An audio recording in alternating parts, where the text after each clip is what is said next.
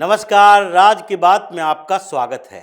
इन दिनों विपक्ष में कुछ ऐसे हालात चल रहे हैं कि सारी पार्टियां सोचने पर मजबूर हो रही है कि अगर हम रीजनल पार्टी हैं तो नेशनल पॉलिटिक्स में हमारा एजेंडा क्या होना चाहिए और रीजनल तरीके से यानी अपने स्टेट में हमारा एजेंडा क्या होना चाहिए, हमें किस दिशा में काम करना चाहिए। अगर हम क्षेत्रीय राजनीति करते हैं तो अपने स्टेट की पॉलिटिक्स को अलग रखें और नेशनल लेवल पर, चूंकि हमारा रिप्रेजेंटेशन संसद के अंदर भी है, हमारे भी सांसद हैं, तो वहां पर हमें नेशनल मुद्दों पर नेशनल इंटरेस्ट का ख्याल रखना पड़ेगा। नहीं तो अगर भ्रमित होते रहे, इसी तरीके से राहुल गांधी के पीछे पीछे चलते रहे, उन मुद्दों पर हम अपना हंगामा करते रहे, तो ऐसी स्थिति आ जाएगी कि नेशनल लेवल पर हमारा रिप्रेजेंटेशन तो जाएगा ही, लेकिन स्टेट में भी हमारी वही स्थिति होगी जो कि बिहार में राजद की हुई है और फिर महाराष्ट्र के अंदर शरद पवार या उद्धव ठाकरे की हुई। ऐसा नहीं है कि बिहार में राजद का परफॉर्मेंस बहुत खराब होने वाला था, ऐसा नहीं है कि राष्ट्रीय जनता दल का बेस पूरी तरह से कमजोर हो गया था, और ऐसा भी नहीं है कि राष्ट्रीय जनता दल के जीतने के चांसेस बहुत कम हो गए थे। यानी कि सीटों की बात कर रहे हैं, सरकार बनाना अलग बात है। लेकिन फिर भी बिहार में जो चुनाव का परिणाम आया, चौंकाने वाला आया, और राजद में भी इस बात के लिए चर्चा हो रही है, हड़कंप मचा है पार्टी के अंदर भी कि क्या हमारी हैसियत इतनी कमजोर हो गई, क्या हमारे वोट बेस खिसक गए और हमारे लोग अब मोदी और अमित शाह के नाम पर वोट दे रहे हैं। ये चर्चा चल रही है, लेकिन इस बीच इन लोगों ने भी देखा कि वोटिंग परसेंटेज हमारा बहुत कम नहीं हुआ। भले ही जो एग्रेशन दिखा वोटर्स के अंदर वो हमें बाहर करने वाला था, क्योंकि उसका एक बड़ा आधार यही दिखाई पड़ रहा है कि हमने कुछ ऐसे मुद्दे उठाए जिससे लोग और नाराज हो गए। हमारे जो समर्थक हैं, सपोर्टर हैं, वो लोग तो हमारे पीछे पीछे ही चले। उसमें बहुत छोटे से मार्जिन ऐसा हुआ जो कि फ्लोटिंग वोटर थे, इधर से उधर गए। लेकिन समस्या हमारे मुद्दों को लेकर थी कि हम राहुल गांधी के पीछे पीछे चलते रहे। एसआईआर जिसकी कोई जरूरत नहीं थी कि उसके ऊपर सवाल उठाएं, हमने उठाया। वोटर अधिकार यात्रा राहुल गांधी ने की और हम पीछे पीछे चलते रहे। तो ये सारे जो मुद्दों पर चर्चा हो रही है वो केवल बिहार में नहीं हो रही है, बिहार के बाहर भी अलग अलग पॉलिटिकल पार्टियां जो विपक्ष में बैठी है, सत्ता पक्ष के साथ वाली पॉलिटिकल पार्टियों की बात नहीं कर रहे, जो विपक्ष में बैठी है, उन पॉलिटिकल पार्टियों में ऐसी चर्चा हो रही है कि हमारा एजेंडा क्लियर कट होना चाहिए। हम स्टेट पॉलिटिक्स करते हैं तो स्टेट में हमारे लिए हमारे लायक एजेंडा क्या होगा, क्या क्या मुद्दे होंगे हमारे, जिससे पब्लिक सेंटिमेंट को हम अपने साथ कर सके, जो लोगों से जुड़े हुए मुद्दे हों। और स्टेट में जो पॉलिटिक्स हम करते हैं उसमें स्टेट के लोगों का इंटरेस्ट देखेंगे, लेकिन नेशनल लेवल पर जब हम एक्सपोज होते हैं संसद के अंदर तो उस समय हमारे स्टेट के लोग भी हमें गालियां देते हैं, क्योंकि ये नेशनल इंटरेस्ट का मुद्दा राहुल गांधी नहीं उठा पाते और राष्ट्र के खिलाफ ही वो मुद्दे जाते हैं, जिससे लोगों का सेंटीमेंट हमारे खिलाफ हो रहा है। तो इसलिए इन दोनों में को अलग अलग रखना चाहिए। प्रधानमंत्री मोदी और अमित शाह इन दोनों ने 4 ऐसे बड़े फैसले लिए हैं जिसके कारण इन पार्टियों में खलबली मची हुई है, और विपक्ष में बैठी हुई पार्टियां 8 बड़ी पार्टियां और 34 से ज्यादा सांसद इनके हैं, वो कंफ्यूज हैं, पलट गए हैं कि नहीं, नेशनल मुद्दे पर हम राहुल गांधी का साथ नहीं देंगे, अपने अपने इंटरेस्ट के साथ राष्ट्रीय हित के मुद्दों पर चर्चा करेंगे। और पिछली बार जो बदनामी हुई है मॉनसून सत्र के दौरान, उसको विंटर सेशन शीतकालीन सत्र में दोहराएंगे नहीं। ये सत्र से पहले मोदी सरकार ने जो बातें की है और जो बुलेटिन सामने आया पार्लियामेंट का, जिसमें ये बात कही गई 10 बिल लाने वाले हैं, और पिछली बार जो कंपैरिजन किया जाना शुरू किया कि जब मॉनसून सत्र शुरू होगा था तो उस समय 120 घंटे की चर्चा प्रस्तावित थी। लेकिन हुआ क्या, पूरे सत्र के दौरान ये सवाल उठते रहे कि देश के लोगों के कमाई का पैसा जो संसद सत्र के दौरान पर डे की प्रोसीडिंग में एक एक घंटे में 30-30 लाख रुपए खर्च होते हैं, करोड़ों रुपए एक एक दिन में खर्च हो रहे हैं, और विपक्ष की ये पार्टियां तख्तियां लेकर आती है और उसके बाद संसद सत्र को बेकार कर देती है, बर्बाद कर देती है, चर्चा ही नहीं हो पाती। केवल 37 घंटे चर्चा हुई थी पिछले मॉनसून सत्र के दौरान। 120 घंटे की बात थी, 37 घंटे हुई और उसमें भी हो हल्ला हंगामा में खत्म हो गया। सरकार किसी तरीके से ये जो सत्र के दौरान बिल पारित करवाने के लिए मोदी के खिलाफ ऐसा न जाए कि पूरा सत्र बेकार हो गया, एक बिल भी पारित नहीं हुआ, वो जो जीरो का रिकॉर्ड न बने, इसके लिए सरकार ने जबरदस्ती बिल पारित करवाए कि तुम लोग हल्ला हंगामा करोगे कोई फर्क नहीं पड़ेगा, हम बिल तो पारित करवा कर रहेंगे। और इस बार शीतकालीन सत्र में जो 10 बिल की बात चल रही है, कंफ्यूजन विपक्ष की पार्टियों में है कि ये जो बिल है उसके खिलाफ हम जाएंगे, उसके समर्थन में जाएंगे, या फिर अगर हम वॉकआउट करेंगे, इस बिल पर वोटिंग नहीं करना चाहते हैं तो क्या हंगामा करके वॉकआउट करेंगे। अगर करेंगे तो फिर उसका मुद्दा क्या होना चाहिए।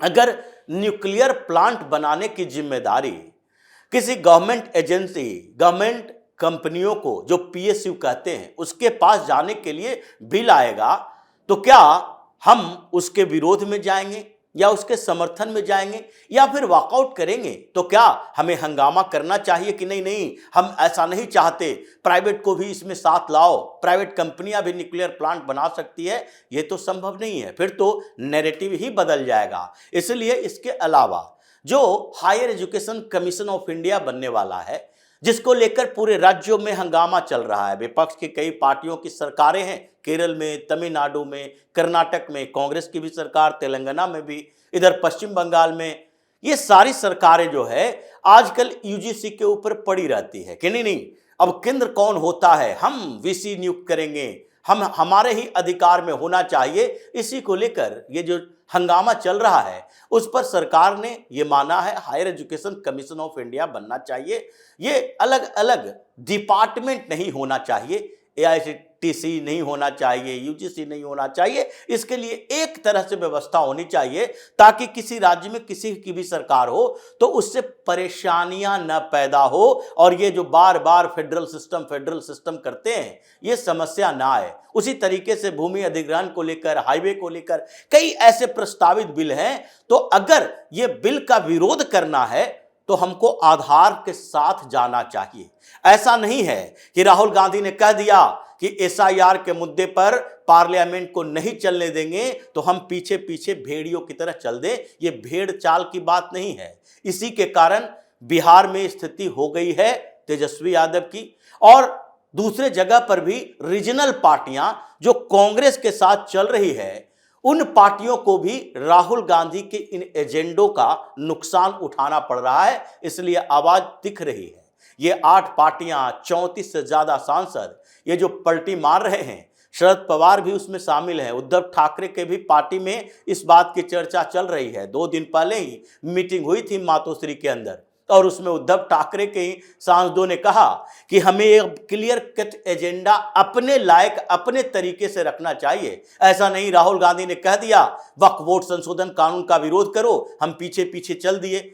ये हमारा मुद्दा है ही नहीं।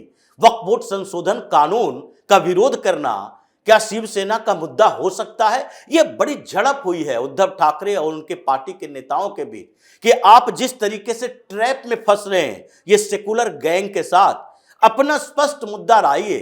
बीएमसी का चुनाव होने वाला है, उसमें भी आपको यह बताना पड़ेगा कि वक्फ बोर्ड संशोधन कानून का विरोध आपने किस आधार पर किया। क्यों आपको लगता है कि कांग्रेस का मुद्दा आपका ही मुद्दा है? इसीलिए यूबीटी के सांसद भी कह रहे हैं आपको एक बार तय करना पड़ेगा कि एसआईआर, वोट चोरी, हंगामा, क्योंकि हमारे ही नेता बाहर में कहते हैं वोट चोरी नहीं, ये तो तय करना पड़ेगा कि राहुल गांधी के साथ चले नहीं चले। राहुल गांधी ने हमें बर्बाद कर दिया है। तो ऐसी स्थिति में हमको राहुल गांधी के कांग्रेस की तरह कंफ्यूज्ड पार्टी नहीं बननी है। हमें दिखाना है कि हमारा एक एजेंडा रहा था, ऐसे मुद्दे रहे थे महाराष्ट्र के अंदर, चाहे मराठी मानुस का हो या फिर ये मुसलमानों के हंगामे के खिलाफ हो। हिंदुत्व वाली पार्टी हिंदुत्व की तरह चलेंगे। ऐसे ही अवधारणा शरद पवार की पार्टी में भी है कि महाराष्ट्र के मुद्दे पर हम साथ होंगे, लेकिन ऐसा नहीं कि वहां पर जाएं और फिर जिस तरीके से सुप्रिया सुले पिछले बार थोड़े कंफ्यूज दिखी थी, क्योंकि ऑपरेशन सिंदूर पर पीएम मोदी के साथ विदेशी डेलीगेशन में साथ, लेकिन संसद में जाते ही थोड़ा कंफ्यूजन क्रिएट हो गया इनके दिमाग में कि नहीं स्पष्ट तरीके से साथ में क्यों जाए।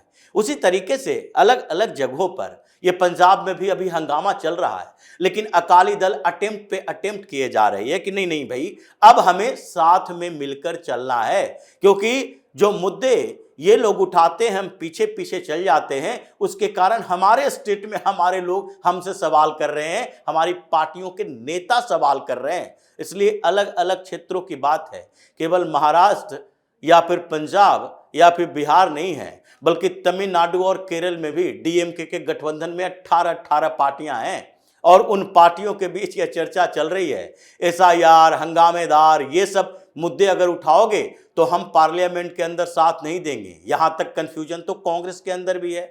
इस बार तो शशि थरूर ने लगातार ये बताने की कोशिश की कि डेमोक्रेसी किसे कहते हैं और राहुल गांधी के शब्दों में डेमोक्रेसी क्या है, उनके दिमाग में किस तरह की डेमोक्रेसी है कि सरकार के खिलाफ खड़े रहने का मतलब सरकार के साथ कोऑर्डिनेशन पूरी तरह से खत्म कर दो, ये डेमोक्रेसी नहीं है। नेता प्रतिपक्ष कहा जाता है, विपक्ष की पार्टियां कही जाती है। ऐसा नहीं कि दुश्मन पार्टी कही जाएगी कि नहीं एक सत्ता पक्ष में है और एक दुश्मन पार्टी है।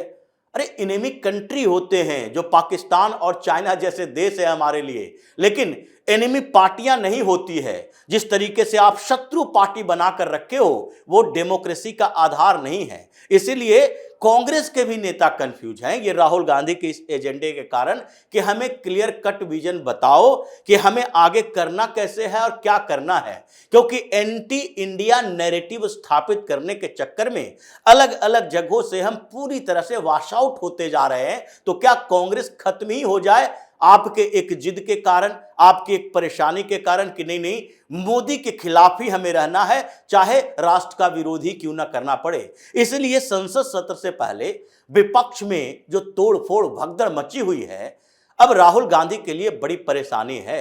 ये 99 सांसद अब उनके साथ नहीं हैं, इनके भी कई सांसद इनके खिलाफ ही जा रहे हैं। और पार्टियों की बात तो छोड़ दीजिए, यहां तक कि तृणमूल कांग्रेस ममता बनर्जी जो एसआईआर के मुद्दे पर पूरी तरह से चुनाव आयोग सरकार के खिलाफ है, वो भी राहुल गांधी के साथ नहीं है, बल्कि वो एक अपने अलग स्तर पर काम कर रही है। और उनकी पार्टी में ऐसे ही परेशानी ऐसी है कि ममता बनर्जी के खिलाफ उनके सांसद कह रहे हैं कि आप बड़े स्तर पर तो सोच रही हो, लेकिन लोकल लेवल पर सोचो। जिन लोकसभा क्षेत्रों में, जिन विधानसभा क्षेत्रों से हम आते हैं, उन क्षेत्रों में जाकर आप पता करो कि जो घुसपैठियों का मुद्दा चल रहा है, एसआईआर से जो परेशानियां घुसपैठियों में बढ़ी है, जो मुसलमानों के अंदर डर पैदा हुआ है, उसका प्रभाव कितना दिखाई पड़ रहा है लोकल लेवल पर।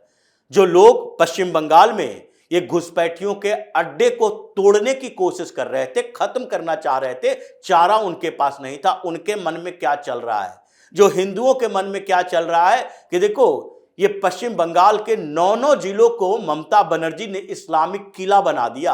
ये जिले नहीं है, इस्लामिक किला बना दिया है, जहां पर तो पुलिस जाने से डरती है। और उनके मन में क्या चल रहा है, ये सेंटीमेंट को आपको देखना पड़ेगा। और नहीं तो चुनाव आने वाला है और उससे पहले जो बिखराव पार्टी के अंदर होगी उसे आप संभाल नहीं पाओगी। ये सारी पार्टियों की स्थिति है विपक्ष में जो चल रहे हैं। लेकिन इस बीच संसद सत्र के पहले जो विस्फोट होगा, इंडी अलायंस की बैठक नहीं हो पाएगी कि सत्र में क्या हमारा एजेंडा होना चाहिए।